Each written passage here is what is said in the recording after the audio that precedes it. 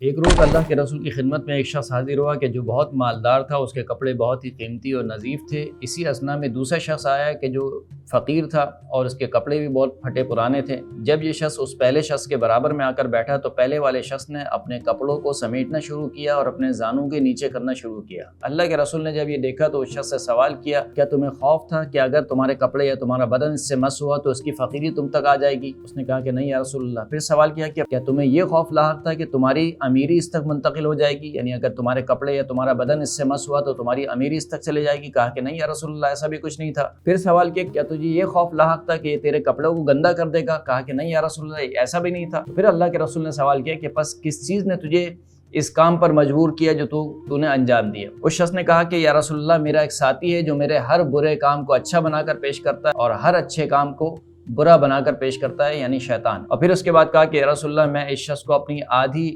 جائیداد، آدھا مال دینے کو تیار ہوں، یعنی ندامت کے طور پر۔ اللہ کے رسول نے اس شخص سے پوچھا کہ یعنی فقیر شخص سے پوچھا کہ کیا تم اس کا آدھا مال قبول کرتے ہو؟ اس شخص نے کہا کہ نہیں، میں یہ مال قبول کرنے کو تیار نہیں ہوں۔ تو پہلے والے شخص نے حیرانگی سے پوچھا کہ کیوں تم میرے اس مال کو قبول کرنے کو تیار نہیں ہو؟ تو اس شخص نے جواب دیا کہ مجھے خوف آتا ہے کہ جو چیز تیرے دل میں داخل ہوئی، یعنی جو غرور و تکبر تیرے دل میں داخل ہوا، ایسا نہ ہو کہ وہی غرور و تکبر اس مال کی وجہ سے میرے دل میں داخل ہو جائے۔